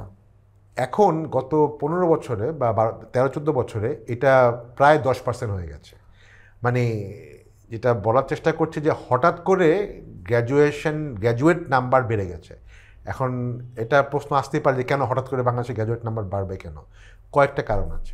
একটা হচ্ছে যে অফকোর্স আমাদের মানে বিভিন্ন পার্টিকুলার প্রচুর প্রাইভেট ইউনিভার্সিটি হয়েছে গত 10-15 বছরে, এবং সেখানে আসলে মানে কোনো ধরনের মানে এন্ট্রি অলমোস্ট অনেক জায়গাতেই হয়তো ভালো ভালো ইউনিভার্সিটিতে একটা এন্ট্রি ব্যারিয়ার আছে, বা গভর্নমেন্ট ইউনিভার্সিটি যেগুলো আছে, পাবলিক ইউনিভার্সিটি একটা মানে যে কেউ আসলে ভর্তি হতে পারে না। কিন্তু অনেক প্রাইভেট ইউনিভার্সিটি আমরা জানি যে একেবারে হাজার হাজার ছেলে বা মেয়ে ভর্তি হচ্ছে, এটা একটা ব্যাপার। এবং এটা ঢাকার বাইরেও কিন্তু এখন প্রাইভেট ইউনিভার্সিটি আছে। আরেকটা হচ্ছে যে আমাদের সবচেয়ে বড় জায়গা যেটা, সেটা হচ্ছে আমাদের জাতীয় বিশ্ববিদ্যালয়ের আন্ডারে যে কলেজগুলি আছে, এখন প্রায় 2200-র মতো কলেজ আছে, এবং সেই কলেজগুলোর নাম্বারও কিন্তু অনেক বেড়ে গেছে গত 15 বছরে, প্রায় দ্বিগুণ থেকে তিন গুণ বেড়েছে। এবং আমরা প্রতি বছর এখন 7.5 থেকে 8 লক্ষর মতো শুধু গ্র্যাজুয়েট বার হয় আমাদের টোটাল মানে শ্রম বাজারে। প্রতি বছর 22-23 লাখের মতো লোক ঢুকে, এর মধ্যে 7.5 থেকে 8 লক্ষ লোক শুধু গ্র্যাজুয়েট, মানে 1/3 মতো, প্রায় 1/3 মতো। হ্যাঁ, তো এইটা আজ থেকে যদি আমি 20 বছর আগে বলি অনেক কম ছিল, হয়তো ম্যাক্সিমাম 2-3 লাখের মতো গ্র্যাজুয়েট বাইরে হতো। তো তাদের সবাই যে চাকরি পেত তা না, কিন্তু একটা বড় অংশ চাকরি পেত, দেশের বাইরে চলে যেত। কিন্তু এখন যেহেতু নাম্বারটা হঠাৎ করে অনেক বেড়ে গেছে, যেটা বিভিন্ন কারণ বললাম, সেটার একটা ইম্প্যাক্ট কিন্তু হচ্ছে। দ্যাট মিনস একটা ওভার সাপ্লাই অফ গ্র্যাজুয়েট হচ্ছে। এখন সে একটা আজ থেকে যে যদি আবারও বলি যে 20 বছর আগে একটা কৃষকের ছেলে বা একটা সাধারণ একটু তো মানে নিম্নবিত্ত বা গ্রামের একটা যে ব্যক্তির ছেলে বা মেয়ে হয়তো সেই গ্র্যাজুয়েট হতো না, বাট তাকে কিন্তু দেখা যাবে সে কৃষিকাজ করতো, মানে সে হয়তো মানে ম্যাট্রিক পড়লো কি পড়লো না, তারপরে সে কৃষিকাজে ঢুকে পড়তো বা আশেপাশে কোনো কাজ করতো। এখন যেহেতু সে গ্র্যাজুয়েট হয়ে গেছে, সে কিন্তু ওই কাজ করবে না। এখন একটা গ্র্যাজুয়েটকে যখন বলা হয় যে তুমি ঠিক আছে, তোমার তো পড়াশোনা হয়েছে, যেই লেভেলই হোক না কেন, তুমি এখন ক্ষেতের কাজ করো, এবং ওটা যে খারাপ কাজ তা তো না। এবং ওইটা অনেক ক্ষেত্রে দেখা যায় যে নর্মাল একটা চাকরি করে যেই ইনকাম করা যায় তার থেকে হয়তো বেশি সে করতে পারে, আয় করতে পারে, কিন্তু সে করবে না, বিকজ সে যেহেতু গ্র্যাজুয়েট, সে মনে করে যে এই গ্র্যাজুয়েট হয়ে তার এই কৃষিকাজ করাটা ঠিক না, এটা সোশ্যালি অ্যাকসেপ্টেবল না, হ্যাঁ, স্ট্রিমের সাথে যায় না। হ্যাঁ, তো এই জন্য আমরা দেখেছি যে অনেক ক্ষেত্রেই মানে পার্টিকুলারলি যেগুলো একটু মানে শ্রম নির্ভর কাজ, কৃষিকাজ বলি বা ইভেন ফ্যাক্টরিতে কাজ, ওরা এই কাজগুলি করতে চাচ্ছে না। সে গ্র্যাজুয়েট চায় আমি হয়তো ফ্যাক্টরির সুপারভিশন লেভেলের কাজ করব বা একটা ব্যাংকে কাজ করব, যেটা আমার তো ডেস্ক জব করব, কিন্তু এত জব তো আমাদের ইকোনমিতে নাই। আমাদের ইকোনমি যদি বলি, it is still a kind of manufacturing এবং আমাদের এগ্রিকালচার, এটাই কিন্তু আমাদের এখনও মেইন ব্যাপার। আমাদের সার্ভিস ইকোনমি আছে, কিন্তু সার্ভিস ইকোনমিতে কিন্তু মানে এত গ্র্যাজুয়েট আমাদের দরকার নাই। যেমন আমি যদি ভারতের সাথে কম্পেয়ার করি, ভারতের কিন্তু সার্ভিস ইকোনমি হচ্ছে ওদের আইটি বা tech industry, BPO industry, call centre industry, এখানে কিন্তু প্রচুর গ্র্যাজুয়েট অ্যাবজর্ভ হয়। আমরা কিন্তু ওই লেভেলের আমাদের ইন্ডাস্ট্রি ডেভেলপ হয়নি। হ্যাঁ, তারপরে যেমন মানে ইভেন আমরা যদি সিঙ্গাপুর বলি বা এইসব কান্ট্রিতে কিন্তু ফাইন্যান্সিয়াল ইন্ডাস্ট্রি একটা বড় ইন্ডাস্ট্রি, হ্যাঁ, লাখ লাখ লোক দরকার হচ্ছে। হ্যাঁ, বাংলাদেশে ফাইন্যান্সিয়াল ইন্ডাস্ট্রি, আমাদের ব্যাংক আছে অনেক, বাট তারা কত আর গ্র্যাজুয়েট নেবে, তাই না? সারা বছরে হয়তো সবগুলি ব্যাংক মিলায় 5-6 হাজার মানে ফ্রেশ গ্র্যাজুয়েট নেয় না। তো তাহলে যে এত লাখ লাখ গ্র্যাজুয়েট বার হচ্ছে, তারা কিন্তু তাদের জন্য এনাফ জব কিন্তু আসলে আমাদের দেশে নাই। তো সেই জন্যই একটা বড় ক্রাইসিস কিন্তু আমাদের উপরে দিনে দিনে চেপে যাচ্ছে, যে আমরা যেহেতু গ্র্যাজুয়েট নাম্বার অনেক বেশি তৈরি করছি, একটা ওভার সাপ্লাই, মানে এটা নর্মালি যে কোনো ক্ষেত্রেই কিন্তু আসলে ডিমান্ড সাপ্লাইয়ের ব্যাপার, যে ডিমান্ড ফিক্স আছে কিন্তু সাপ্লাই যদি বাড়ে তাহলে তো পে কমে যাবে, ও সব কিছু কমে যাবে, শুধু পে কমবে না এবং একটা অনেক ক্ষেত্রে জিনিস বিক্রি হবে না। তো তো সেটাই আমাদের বর্তমানে হয়েছে যে অনেকেই পাস করার পরে কোনো কিছু করতে পারছে না। এখন আমি যদি একটু সলিউশন পার্সপেক্টিভে আসি, যেটা আমি সবসময় বলার চেষ্টা করি যে এখন যে সিচুয়েশনটা আছে আমাদের যে করি, আমরা তো হঠাৎ করে আমাদের ডিমান্ড বাড়াতে পারবো না। বাংলাদেশের ইকোনমি যে হঠাৎ করে খুব মানে আমাদের ইকোনমি যদি বুমও করে, এই বুমটা আসবে কোত্থেকে? Mainly manufacturing, agriculture. হয়তো এখন ট্রাম্প ট্যারিফের জন্য দেখা যাচ্ছে যে বেশ কিছু মার্কেটে আমাদের গার্মেন্টসের মানে এক্সপোর্ট হতে বাড়বে, হ্যাঁ। তো বাট সেটা আরও গার্মেন্টস তৈরি হবে। এখন একটা গার্মেন্টস যখন একটা তার ক্যাপাসিটি বাড়লো, সে দেখা যাবে যে যদি 5,000 লোক বেশি নেয়, তার মধ্যে 4,500 আসলে লেবার বা টেকনিশিয়ান বা এটা, সেটা কিন্তু গ্র্যাজুয়েট দরকার নেই। গ্র্যাজুয়েট তার দরকার ম্যাক্সিমাম 300-400 লোক গ্র্যাজুয়েট দরকার হবে। তাহলে আলটিমেটলি জব তৈরি হবে তো আসলে টেকনিক্যাল বা ভোকেশনাল যারা লোক আছে, যারা গার্মেন্টসে কাজ করতে পারবে, মেশিন অপারেট করতে পারবে। তো আমরা জানি যে আমাদের এগ্রিকালচার, হ্যাঁ, you are also in agro field, agriculture প্রচুর ডিমান্ড তৈরি হবে এখনও আমাদের দেশের মেকানাইজেশন অফ এগ্রিকালচার হয়নি, প্রচুর আমাদের অপরচুনিটি আছে। তো বাট এটার জন্য তো আসলে মানে আমাদের গ্র্যাজুয়েটদের ওই জায়গাটাতে ঢুকতে হবে। আমি হ্যাপি দ্যাট অনেক গ্র্যাজুয়েট ঢুকছে অ্যাজ এন এন্টারপ্রেনার, বাট মানে কর্মী হিসাবে কিন্তু ঢুকতে যাচ্ছে না। তো এই জায়গাগুলিতে আসলে কিন্তু একটা বড় চ্যালেঞ্জ তৈরি হচ্ছে। তো ওই জন্য আমি মনে করি যে দুটো জিনিস করতে লাগবে। একটা হচ্ছে যে আরও বেশি এন্টারপ্রেনার তৈরি করতে হবে, যে যাদের গ্র্যাজুয়েটরা এই নিজের ছোট ছোট ব্যবসা বাণিজ্য শুরু করে এবং আরও কিছু লোকজনকে হায়ার করে।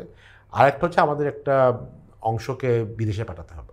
আচ্ছা, তো সেটা আসলে আমি বলবো যে একটা মানে শর্ট টার্ম গোলই হওয়া উচিত, যে আমাদের কিন্তু দেশের লোক বাইরে যাচ্ছে, প্রতি বছর 10-12 লাখ লোক বাইরে যাচ্ছে, বাট কারা যাচ্ছে?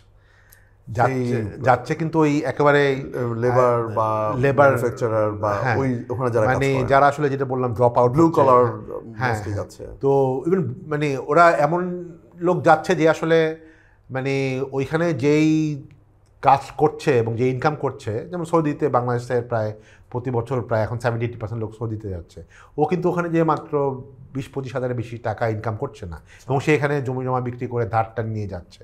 তো আমাদের এখন চিন্তা করতে হবে যে আমি কি এই টাইপের লোক বাইরে পাঠাবো, নাকি এই যে গ্র্যাজুয়েট যারা আছে, হ্যাঁ, যারা আসলে দেশে চাকরি নেই, তাদেরকে আমি বাইরে পাঠাবো।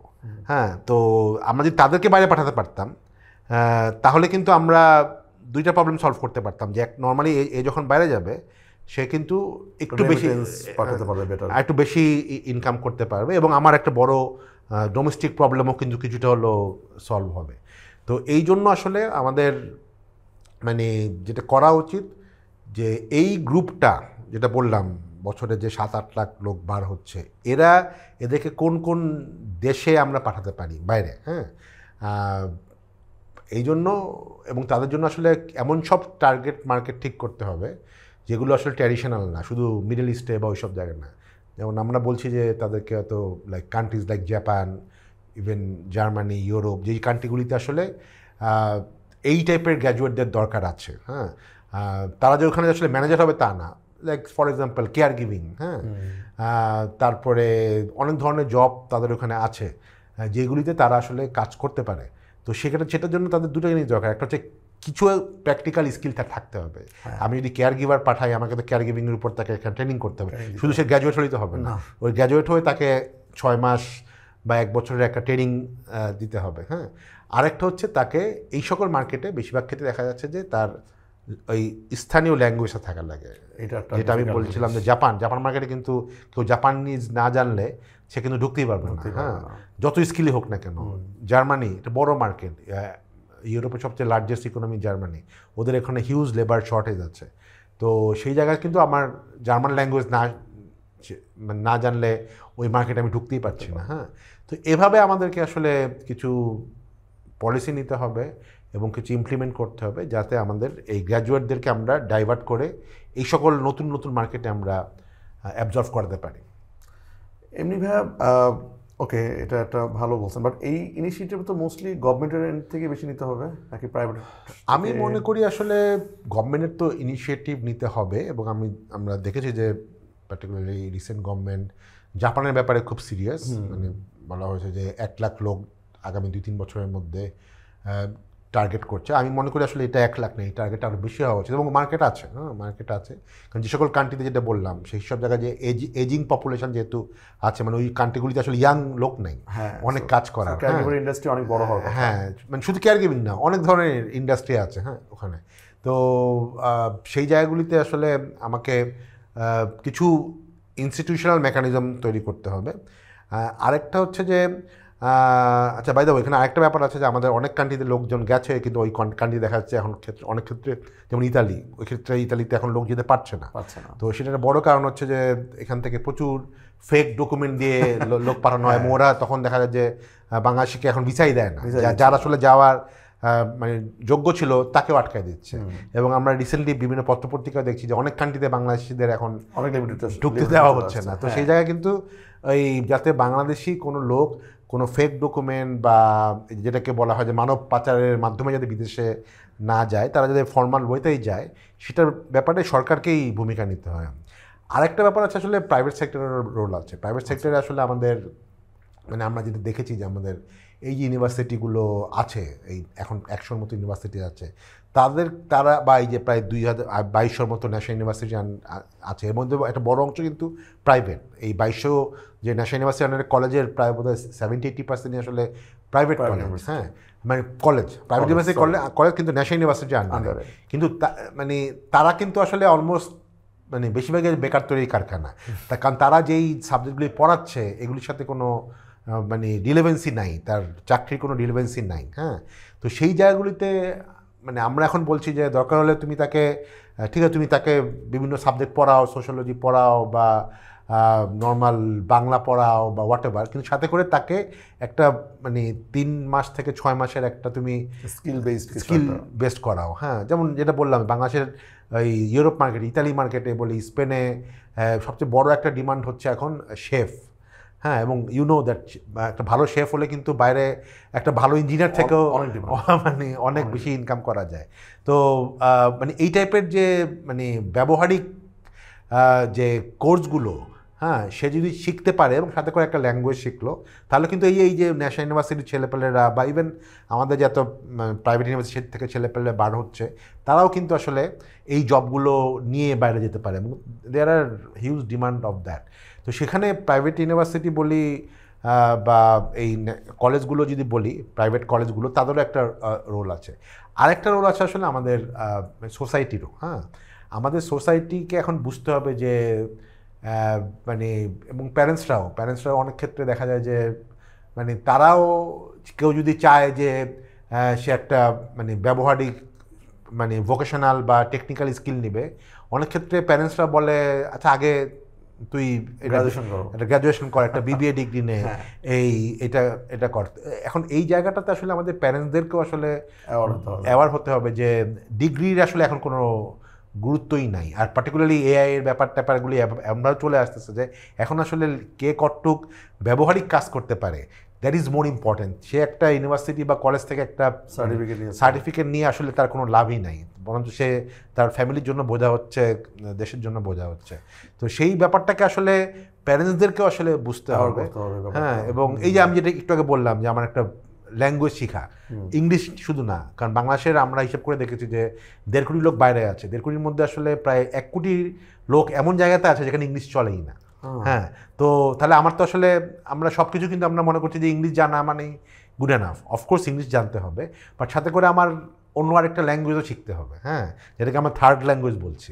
বাট এটা সে নিজে চুজ করুক, সে যদি চায় আমি জাপান যাবো, জাপানিজ শিখুক, যদি ইতালিতে যায় ইতালিয়ান শিখুক, তাহলে কিন্তু তার আসলে, আর আজকাল কিন্তু ল্যাঙ্গুয়েজ শেখা is not difficult, AI tools আছে, বিভিন্ন অ্যাপ আছে, কেউ যদি চায় শিখতে তার জন্য কিন্তু আসলে খুব ইজি শেখা, যেটা আগে ডিফিকাল্ট ছিল।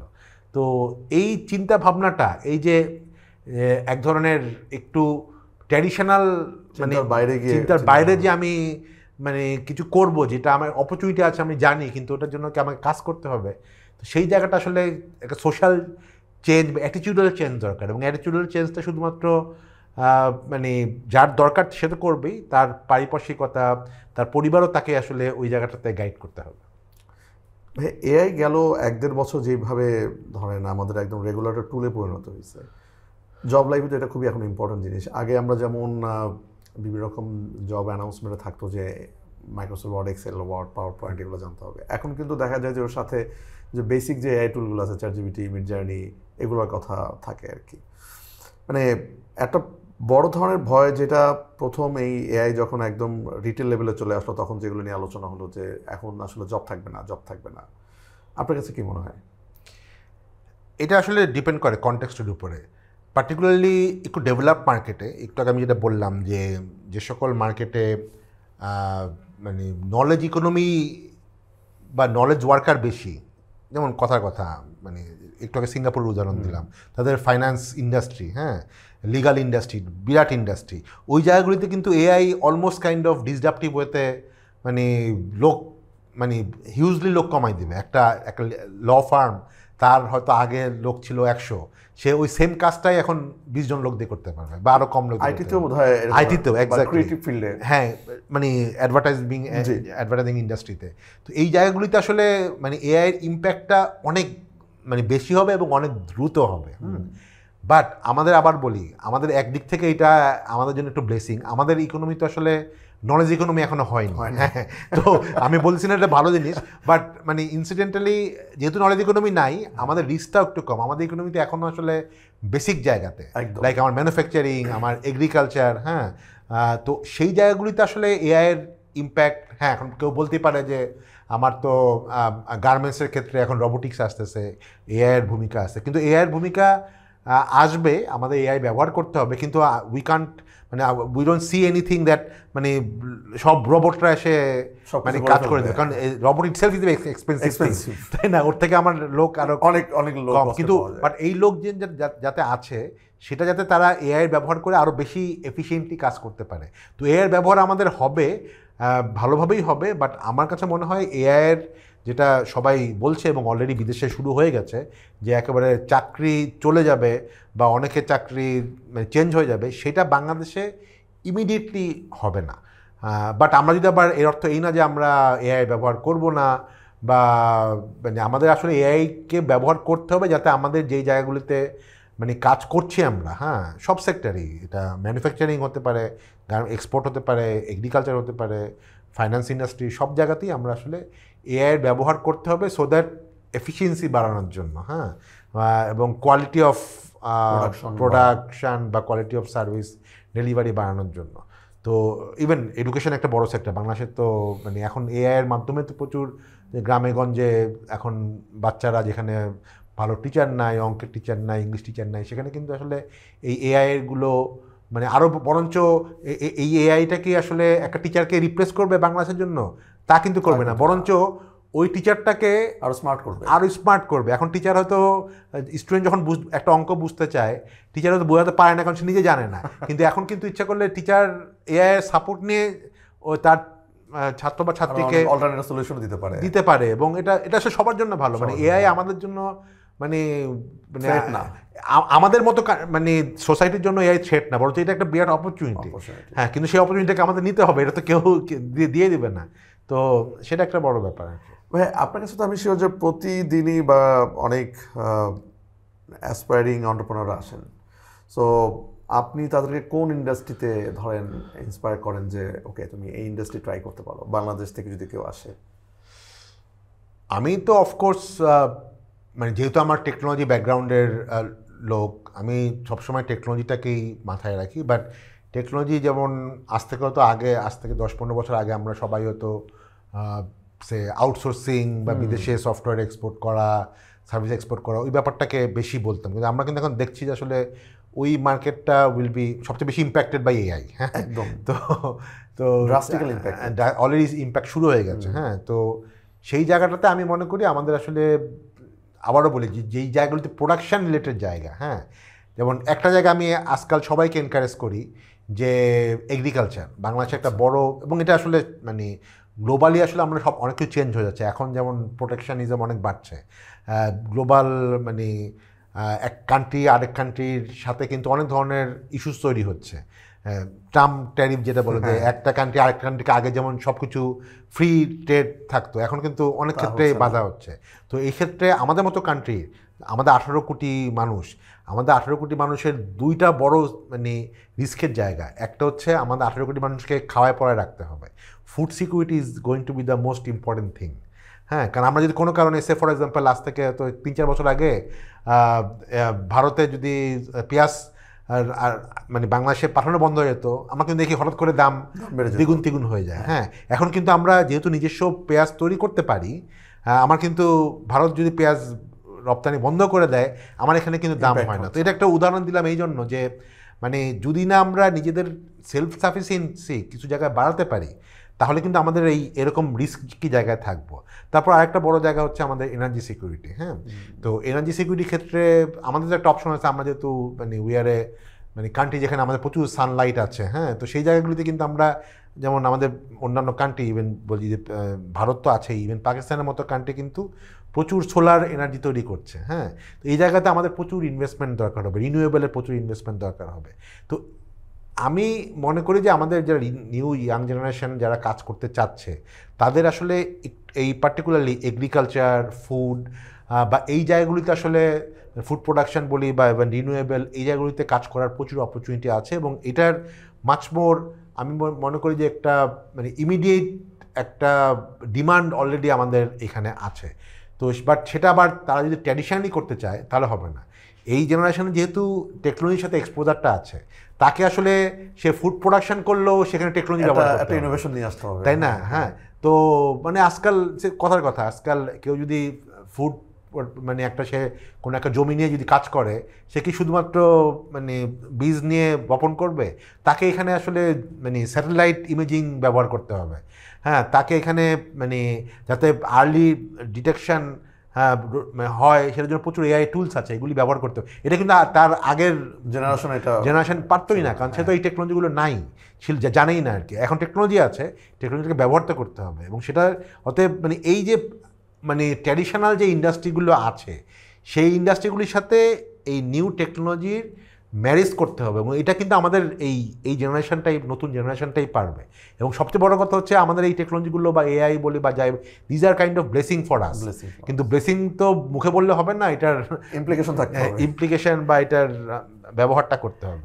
আমাদের সবার লাইফে দুইটা ঘটনা খুবই গেল যদি বলি কয়েক বছরে, মানে অনেক ইম্পর্ট্যান্ট। একটা হচ্ছে কোভিড, যেটা আমাদের সবার লাইফ চেঞ্জ করে দিচ্ছে, আমাদের বিজনেস থেকে শুরু করে সবার অনেক ধরনের নতুন করে রিয়েলাইজেশন এসছে।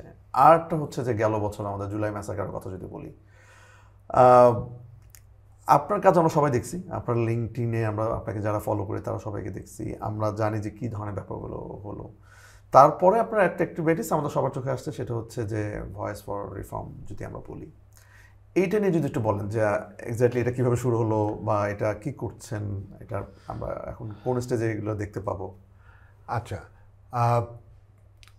যেটা তুমি বললা যে জুলাইয়ের ব্যাপারটা কিন্তু আমাদের আসলে মানে সব জেনারেশনেরই আসলে, যদিও এটার মেইন লিডটা নিয়েছিল জেনজি, আমি মনে করি যে এটা আমাদের জাতীয় সমাজ জীবনের মানে অত্যন্ত একটা মানে বিরাট একটা ব্যাপার, যেটা আসলে সত্যি কথা বলতে আমরা আমাদের মতো অনেকেই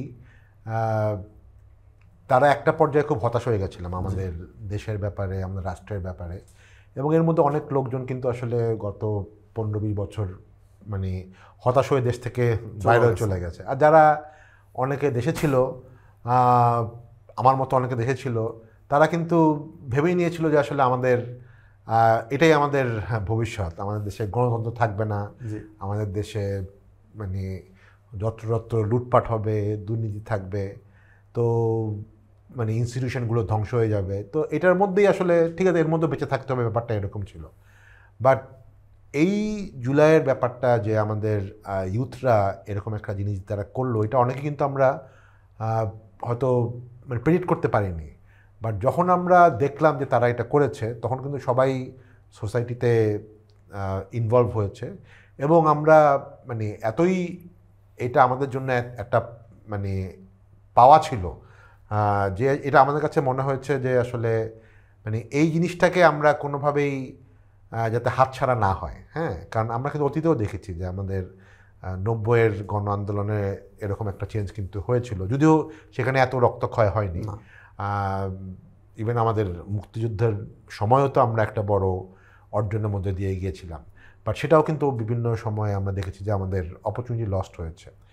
তো এবারে জুলাইয়ের যে আন্দোলনটা হলো, একটা তো অফকোর্স ছিল যে স্বৈরতন্ত্র থেকে যাতে সোসাইটিতে একটা ওপেন একটা সোসাইটি করা, যেখানে লোকজন মন খুলে কথা বলতে পারবে, ডেমোক্রেসি থাকবে, ইনস্টিটিউশনগুলি থাকবে, দুর্নীতি কমবে।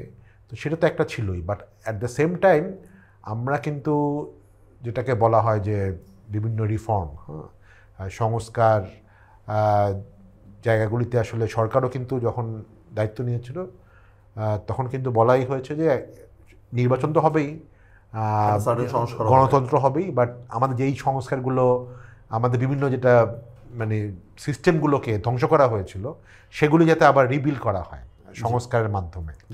তো সেই জায়গা থেকেই আমাদের কাছে মনে হয়েছে যে এই কাজটা কি শুধু সরকার বা যারা দায়িত্বে আছে তারা করবে, নাকি তাদেরকেও আসলে কিছুটা গাইড করার দরকার আছে বা তাদের উপর প্রেশার তৈরি করার দরকার আছে, যাতে যেই সংস্কারগুলো প্রায়োরিটি দরকার এবং এই সংস্কারগুলো যাতে রাইট ওয়েতে হয় সেই ব্যাপারে এক ধরনের সিভিল সোসাইটি যেটা বলে যে নাগরিক সমাজের পক্ষ থেকে যাতে এক ধরনের একটা ডিরেকশন থাকে বা একটা প্রেশার থাকে। তো সেই পার্সপেক্টিভে আমরা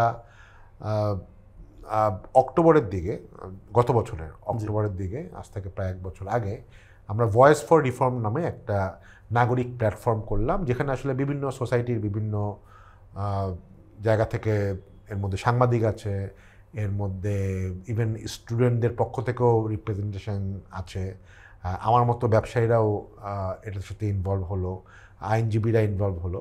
তো যাতে বিভিন্ন জায়গা থেকে আমরা একটা প্ল্যাটফর্ম করলাম যারা আমরা বেশ কিছু জিনিস আইডেন্টিফাই করলাম যে এই জায়গাগুলোতে আসলে আমাদের রিফর্ম দরকার। এর মধ্যে একটা তো অর্থনৈতিক রিফর্ম এটা আছেই, সাথে করে even administrative reform, police reform, even media reform, যেই রিফর্মগুলি নিয়ে আসলে আমরা হয়তো কথা বলেছি কিন্তু ওইভাবে কাজ হয়তো এখনও আমরা শেষ করতে পারিনি বা ইভেন মানে খুব যে বেশি কিছু এগোতে পেরেছি তা না, কিন্তু আমাদের কাছে তখন মনে হয়েছিল যে এই জিনিসটাতে কন্টিনিউয়াসলি, এবং এটা এমন না যে আমরা একটা জিনিস বললাম হয়ে গেল বা সরকার একটা জিনিস করলো হয়ে গেল, এবং এটা একটা কন্টিনিউয়াস একটা মানে প্রসেসের মধ্যে দিয়ে থাকতে হবে, এবং এটা যে আমরা এই 1 বছরেই এই জিনিসটা হয়ে যাবে তা না, এটা কন্টিনিউ করবে।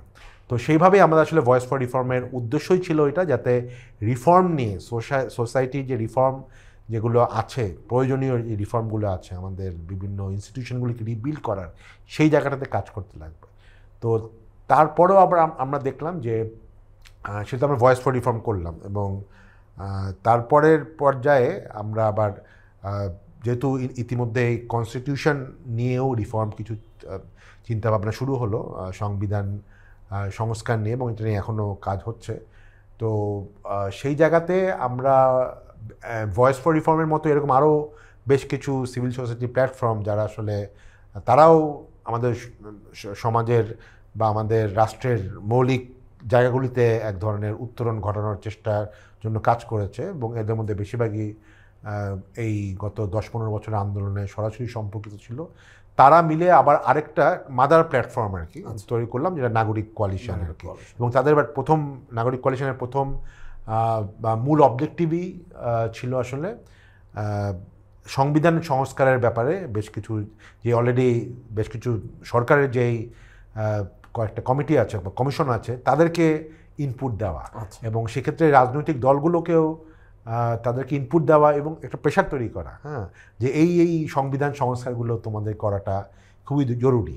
যেমন আমরা বলেছি যে আমাদের যে নতুন উচ্চকক্ষ হবে সেটা যাতে সিলেকশনটা প্রপোর্শনাল রিপ্রেজেন্টেশনের মাধ্যমে হয়, হ্যাঁ, তারপরে বিভিন্ন ধরনের ইনস্টিটিউশন, ইলেকশন কমিশন, দুদক, এই টাইপের ইনস্টিটিউশনগুলো যাতে মানে ইন্ডিপেন্ডেন্টলি কাজ করতে পারে, সেই জন্য এর অ্যাপয়েন্টমেন্ট, এর জবাবদিহিতা সাংবিধানিকভাবেই যাতে নিশ্চিত করা হয়।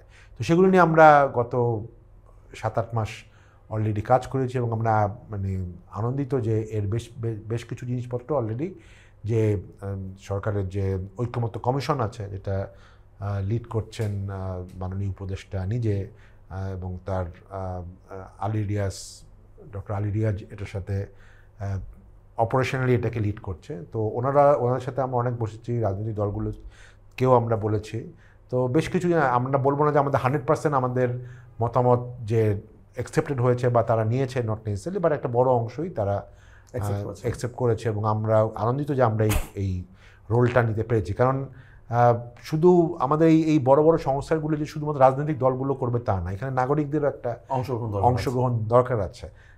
তো সেই জায়গাটাতে আমরা কাজ করেছি। তো এটাই আসলে ভয়েস ফর রিফর্ম, নাগরিক কোয়ালিশন, এগুলিকে আমরা চাই আসলে এই প্ল্যাটফর্মগুলো আমাদের সোসাইটিতে বা রাষ্ট্রে থাকুক নাগরিক সমাজদের পক্ষ থেকে। কারণ শুধু রাজনীতিকরা আসলে যদি আমরা দিয়ে দিই রাজনীতিকরাই সব কিছু করবে, আমরা শুধু দর্শকের ভূমিকায় থাকবো, আমরা এরকম আবারও দেখবো যে আমাদের কারণ এই যে আমি যদি গত এই 15 বছরের ব্যাপারটা বলি, এখানে কিন্তু অফকোর্স এখানে রাজনৈতিক দলগুলোর একটা যেমন ব্যর্থতা আছে, ব্যর্থতা বলবো না, অফকোর্স মানে আমরা জানি যে কী সিচুয়েশনে আমরা ছিলাম, বাট এখানে কিন্তু আমাদের নাগরিক সমাজও কিন্তু অনেক ক্ষেত্রেই আমরা আশা ছেড়ে দিয়েছি, হাল ছেড়ে দিয়েছিলাম এবং সেটাও আসলে এই স্বৈরতান্ত্রিক সরকারকে এতদিন রাখতে হেল্প করেছে। তো আমার কাছে মনে হয় যে এটাও আমাদের জন্য একটা শিক্ষা যে আমাদের নাগরিকরা বা সিভিল সোসাইটিগুলো আসলে, এবং গতবারে আসলে সিভিল সোসাইটিও আসলে তাদেরকে হেল্পও করেছিল। তো আমরা মনে করি যে আসলে সিভিল সোসাইটির ইন্ডিপেন্ডেন্ট এবং এই জায়গাটাতে এবং কন্টিনিউয়াসলি মানে যেই সরকার এখন আছে বা ভবিষ্যতে থাকবে তাদেরকে কন্টিনিউয়াসলি এক ধরনের প্রেশার দেওয়া, এই কাজগুলি করা, তাদেরকে জবাবদিহিতার মধ্যে আনা, এটা রাজনৈতিক দলগুলো যেরকম করবে, সংসদে যেরকম করবে, মিডিয়াও যেরকম করবে, সাথে করে নাগরিকদের পক্ষ থেকেও বেশ কিছু প্ল্যাটফর্ম থাকা দরকার। আমরা যেরকম করছি আমরা মনে করি এরকম আরও প্ল্যাটফর্ম থাকা দরকার।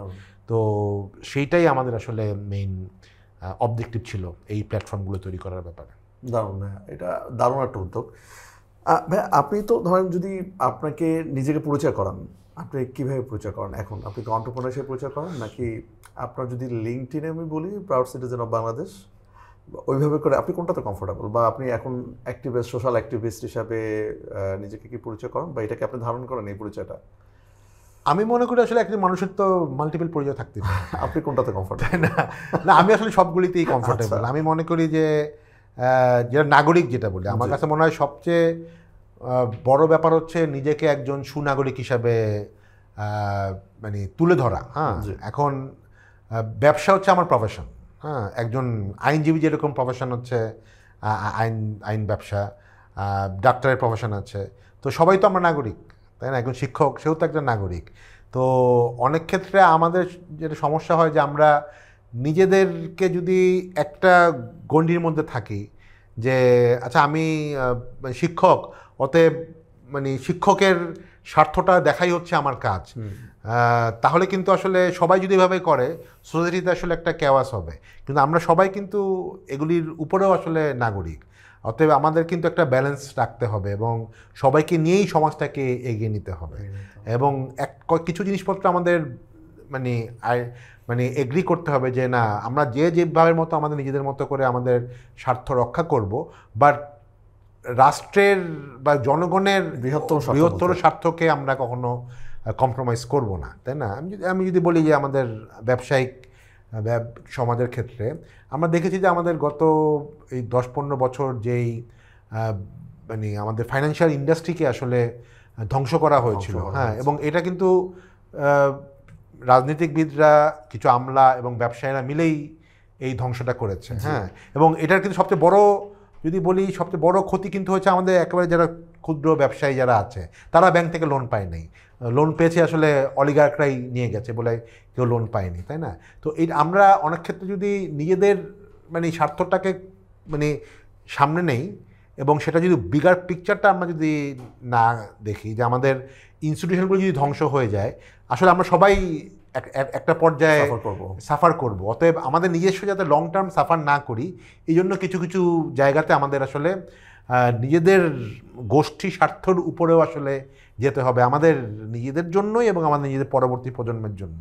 তো আমি মনে করি যে সেই জন্য আসলে নিজেকে কোনো একটা পরিচয়ে দেওয়ার ব্যাপারে, ব্যবসায়ী বলি বা অন্য যেভাবেই বলি না কেন, সেটা থেকে আসলে বড় ব্যাপার হচ্ছে আমাদের নাগরিক পরিচয়টাকে আসলে মানে সামনে নিয়ে আসা, এবং সেক্ষেত্রে যাতে আমরা সবাই আরেকটা জিনিস করতে হবে, যেটা আসলে আমাদের যেটাকে মনে করি যে ভালো সেটাকে ভালো বলতে হবে, যেটা খারাপ সেটাকে খারাপ বলতে হবে।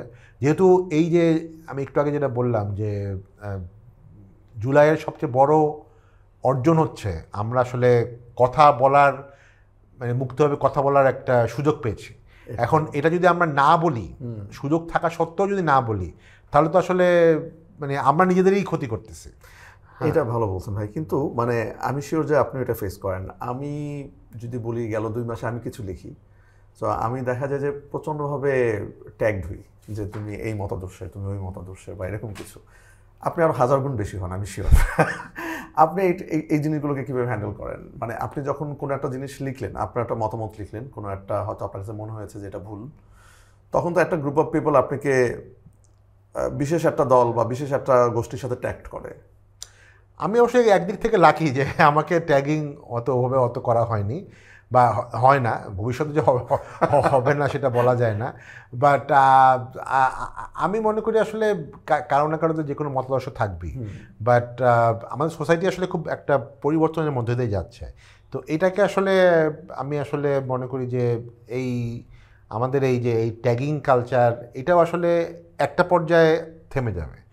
আমি বলবো না থেমে যাবে, বলবো না, আমি বলবো যে কমে আসবে। হ্যাঁ, বাট আমি তারপরেও কিন্তু আসলে আশাবাদী। দেখা যায় যে কিছু লোক হয়তো যে কোনো কিছুকেই তারা নেগেটিভলি নেবে, হ্যাঁ, বাট যদি কোনো একজন লোকের মানে উদ্দেশ্য বা তার ন্যারেটিভটা এরকম থাকে যে সে আসলে সবচেয়ে উপরে তার রাষ্ট্র বা জনগণের স্বার্থটাকেই দেখছে, তাহলে আমার মনে হয় এই জিনিসটাকে আসলে একটা পর্যায়ে আমাদের জনগণ, তাদের হয়তো বিভিন্ন মতামত থাকতে পারে, কারণ আমাদের দেশের লোকজন তো খুবই মানে মতাদর্শটাকে খুব বেশি সামনে নিয়ে আসে, বা তারাও খুব পলিটিক্যাল। তো আমার কাছে মনে হয় যে আস্তে আস্তে সাধারণ মানুষ জন্য এই ম্যাচুরিটিটা হবে, কারণ আমাদের ওই যেটা একটু আগে বললাম যে এতদিন যেহেতু কেউ কথা বলার সুযোগ কম পেয়েছে, কোন কথাটা বলতে হবে সেটাও আসলে একটা একটা একটা লার্নিংয়ের মধ্য দিয়ে যারা যাচ্ছে। হ্যাঁ, তো বাট এটাও ঠিক যে সোশ্যাল মিডিয়াতে অনেক কিছুই আসলে মানে মানে অনেক ক্ষেত্রে সিভিল থাকে না, এটা আমরা মানে উন্নত দেশগুলোতেও দেখেছি। তো আমাদেরও আসলে অনেক ক্ষেত্রে একটু মানে যদি বলি চামড়া মোটা করতে হবে যে, তো বাট যদি কেউ নিজের বিবেকের কাছে অনেস্ট থাকে এবং সে যদি মনে করে যে না তার রাষ্ট্র বা তার জনগণের জন্য সে যা বলছে সেটা সে মিন করে বলছে, সে কোনো স্বার্থে বলছে না, তাহলে আমার ধারণা সেই ঝুঁকিটা কম আর কি। আপনার কি মনে হয় না যে আমাদের যে গেল 15 বছর বা একটা সার্টেন টাইমে যে ধরনের ব্যাপারগুলো তৈরি হয়েছে, যে আমরা কথা বলি না বা আমরা কথা না বলতে বলতে একটা সময় নিজেরাই হয়তো, যে আপনি যেটা বললেন যে আশা ছেড়ে দিচ্ছি, হয়তো চিন্তা ভাবনায় বাদ দিয়ে দিচ্ছি, এটার মধ্যে মেইন রিজন হচ্ছে যে আমরা যদি তার আগের জেনারেশনটা দেখি যে তারা রাজনীতি হোক বা যে কোনো ব্যাপার হোক, সেটা কিন্তু পারিবারিকভাবে, বন্ধু মহলে, চায়ের টেবিলে সবসময় কিন্তু এই আলোচনাগুলো মুক্তভাবে হতো। হ্যাঁ, ওগুলো তো মারামারি হতো, অনেক সময় ঝগড়া হতো, কিন্তু আলোচনা হতো। এবং আলোচনা হলে যেটা হয়, কোনো একটা রেজাল্ট তো আসে, মানে অ্যাকসেপ্টেন্স বাড়ে মানুষের। আমি যখন দুইটা কথা বলবো, আমার আপনার কথাও শুনতে হবে। সেই প্র্যাকটিস কিন্তু গেল 15 বছরে আমরা আসলে রাষ্ট্রীয়ভাবে যেমন হয় না, একই রকমভাবে কিন্তু সেটা পারিবারিকভাবে হয়। মানে আমাদের ফ্যামিলির আমরা কিন্তু বাচ্চা কাচ্চার সাথে এই কথাগুলো বলি না বা এই জিনিসগুলো তাদেরকে শিখাই না। এই জিনিসটা কি মনে হয় না আপনার আবার একটু আসা উচিত? অ্যাবসলিউটলি আসা উচিত। রাজনীতি আলোচনা প্রত্যেকটা জায়গায় হওয়া উচিত। হ্যাঁ, মানে আমি তো মনে করি প্রতিটা মানুষেরই আসলে মানে রাজনীতি সচেতন হওয়া উচিত। হ্যাঁ, আমরা হয়তো কেউ যেটাকে বলে অরাজনৈতিক আর নির্দলীয়র মধ্যে কিন্তু পার্থক্য আছে। হ্যাঁ, তো সবারই আসলে কোনো না কোনোভাবে একটা রাজনৈতিক মতাদর্শ বলি বা মানে চিন্তাভাবনা থাকা উচিত, এটা দোষের কিছু না। এবং এই যে আমরা যে নিজেদেরকে খুব মানে রাজনীতি থেকে দূরে সরিয়ে ফেলেছি, এটা ভালো না। বাট আমি আসলে আনন্দিত যে অ্যাটলিস্ট এই জুলাইয়ের মাধ্যমে ইভেন একটা বড় অংশ তো আমরা ইয়াংরা এখন রাজনীতির ব্যাপারে মানে ইন্টারেস্টেড হচ্ছে, তাদের অনেকে অ্যাক্টিভ রাজনীতিতে করছে। বাট যারা অ্যাক্টিভ রাজনীতি করছে না, তারা কি বলবে ঠিক আছে আমার তো এটা তো আমার ব্যাপার না, আমি আমার মতো থাকবো? মানে যেটা বললাম যে মানে যদি একটা শিক্ষক রাজনীতি নিয়ে কথা বলতে পারে, একটা ব্যবসায়ীর রাজনীতি নিয়ে কথা বলা উচিত। একটা আইনজীবী যেভাবে মানে তার কোনো একটা অপিনিয়ন থাকতেই পারে। তো আমার কাছে মনে হয় যে অপিনিয়ন দেওয়ার ব্যাপারে যে আমাদের যে ইতস্ততা, যে যেটা বলে অনেক হয়তো এটাকে ওই মানে নিজেকে ট্যাগিং হওয়ার জন্যই এটা করে। তো এটা আমার ধারণা মানে এটা অত কনসার্ন না হয়ে মানে মানে এটা বলে ফেলা উচিত। এবং আমার ধারণা এটা আস্তে আস্তে এই কালচারটা যতদিন যখন বাড়বে তখন আসলে সবাই মিলে আমরা আসলে একটা কম্বাইনলি কালেকটিভ একটা ভালো জায়গায় যাব। হ্যাঁ, সোসাইটিতে মতবিভেদ থাকবেই, বাট আমাদেরকে এটাও শিখতে হবে যে একই ছাদের নিচে ডিফারেন্ট মতবাদের লোকও কীভাবে আমরা একসাথে থাকতে পারি। এবং এটাও আমার ধারণা মানুষজনই আসলে ঠিক করে নেবে, কারণ সবারই তো আসলে এখানে টিকে থাকতে হবে। হ্যাঁ, মানে ভয়েস ফর রিফর্ম কি এই যে এই পাবলিক অ্যাওয়ারনেস নিয়ে কি কোনো কাজ করার প্ল্যান আছে, যে এই মানুষকে রাজনীতি নিয়ে কথা বলতে হবে, তার অধিকার নিয়ে কথা বলতে হবে?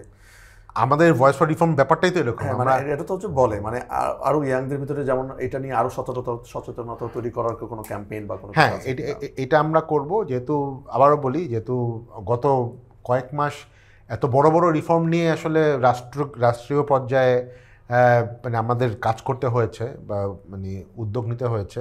আমরা হয়তো একেবারে ম্যাস অ্যাওয়ারনেস লেভেলে এখনও সুযোগ বা সময় পাইনি, বাট সামনে যেহেতু ইলেকশনটা হচ্ছে, ইলেকশনের পরে যাতে এমন না যে আমরা একটা নতুন একটা গভর্নমেন্ট ফর্ম করলাম, 5 বছর ওরা ওদের মতো চালালো, আমি এর পরের 5 বছর পরে আমি আমার ডিসিশন জানাবো, ব্যাপারটা যাতে এরকম না হয়। আমি মনে করি যে প্রতিটা নাগরিকেরই উচিত তাদেরকে মানে অ্যাকাউন্টেবল করা। হয়তো তুমি দেখেছো যে আমরা ভয়েস ফর রিফর্মের পক্ষ থেকে বিভিন্ন জরিপের আয়োজন করেছি, তাই না? বেশ কিছু জরিপ বিভিন্ন প্রফেশনাল অর্গানাইজেশনের মাধ্যমে আমরা পারছিলাম। ওই জরিপগুলোর কিন্তু একটা উদ্দেশ্য যে মানে কোন পার্টি মানে নেক্সট পাওয়ারে আসবে সেটা যেমন একটা আমাদের ব্যাপারটা ছিলই, বাট সাথে করে কোন জিনিসের রেসপন্স নাগরিকটা কোনভাবে নিচ্ছে, কোন জিনিসটাকে নাগরিকটা পজিটিভলি নিচ্ছে, কোন জিনিসটাকে নেগেটিভলি নিচ্ছে, হ্যাঁ, সেটাও কিন্তু ইম্পর্টেন্ট। এই জন্য আমরা কিন্তু দেখি যে কোনো উন্নত ডেমোক্রেসিতে সবসময় যেটা বলা হয় না অ্যাপ্রুভাল রেটিং, হ্যাঁ, মানে সে ইভেন ট্রাম্প যখন ইলেক্টেড হয় তারপর মাস থেকেই কিন্তু তার অ্যাপ্রুভাল নিয়ে রেগুলার জরিপ হচ্ছে, তাই না? এবং তখন যেটা হয় যে পলিটিক্যাল পার্টিগুলো একটা ফিডব্যাক পায়, প্রেশারে থাকে। যেমন আমার অর্গানাইজেশনেও যখন আমরা কিন্তু সবসময় বিভিন্ন সার্ভে করি না যে এই বা একটা প্রোডাক্ট যখন লঞ্চ করি, এই প্রোডাক্টটা কতটুক কাস্টমার ভালোভাবে নিচ্ছে খারাপভাবে নিচ্ছে। তো ইভেন আমরা যখন উবারে চালাই, উবারও তো আসলে আমার একটা রিভিউ নিচ্ছে, উবার ড্রাইভারের একটা রিভিউ নিচ্ছে, তাহলে মানে রাষ্ট্র যে চালাচ্ছে, তো সেই ক্ষেত্রে তো এক ধরনের কন্টিনিউয়াস একটা রিভিউ থাকতে হবে। এবং এটা কিন্তু শুধু 5 বছর পর পর রিভিউ করবো তাহলে হবে না, কন্টিনিউয়াস একটা রিভিউ প্রসেসের মধ্যে থাকতে হবে। তো আমরা ভয়েস ফর রিফর্ম কিন্তু এই কাজটাও মানে অলরেডি শুরু করেছি, ভবিষ্যতে আরও করব, যাতে যখনই কোনো সরকার কোনো ডিসিশন নিবে, রাষ্ট্র বা ডিসিশন নিবে, এবং সরকার না, সরকারের বাইরেও যখন কোনো পলিটিক্যাল পার্টি কোনো একটা জায়গায় কোনো পদক্ষেপ নেবে, সেটারও আসলে পাবলিক ফিডব্যাকটা কী সেটাকেও এক ধরনের মানে ভিজিবিলিটির মধ্যে নিয়ে আসা। তো এরকম আমাদের বেশ কিছু প্ল্যান আছে, ফিউচারে এগুলো আমরা করবো। আর আমরা মনে করি আমাদের মতো আসলে আরও অনেক নাগরিক প্ল্যাটফর্মের আসলে এই কাজগুলো করা উচিত। থ্যাংক ইউ ভাইয়া, আপনি অনেক দারুণ করে অনেক কিছু বললেন। আমরা অনেক কিছু হয়তো জানতাম না, অনেক কিছু হয়তো জানতাম, আজকের আলোচনার মাধ্যমে হয়তো অনেক কিছু জানতে পেরেছি। আপনাকে স্পেশাল থ্যাঙ্কস এই কারণে ভাইয়া, আমি আমার লাইফের প্রথম জব ইন্টারভিউটা আপনার কাছে দিয়েছিলাম, আজকে হয়তো 15 বছর পরে আপনার সাথে এভাবে করে কথা বলার মতো সুযোগ হলো। এটা আমার জন্য একটা ব্যক্তিগতভাবে একটা বিশাল অর্জন মনে করি। থ্যাংক ইউ ভাইয়া যে আপনি আমার ইনভাইটেশন রিসিভ করেছেন এবং এসেছেন। আমাকেও আমন্ত্রণ জানানোর জন্য অনেক ধন্যবাদ। আমি এই যে পডকাস্ট সিরিজটা হচ্ছে সেটার বেশ কিছু জিনিস আমি আগেও ফলো করেছি। আমি আশা করি এই পডকাস্টটা আমাদের ইয়াং জেনারেশনের জন্য এক ধরনের গুরুত্বপূর্ণ দিক নির্দেশনা বিভিন্ন বিষয়ে এটা কন্ট্রিবিউট করবে, এবং আমি এটার সাফল্য কামনা করছি। থ্যাংক ইউ ভাইয়া।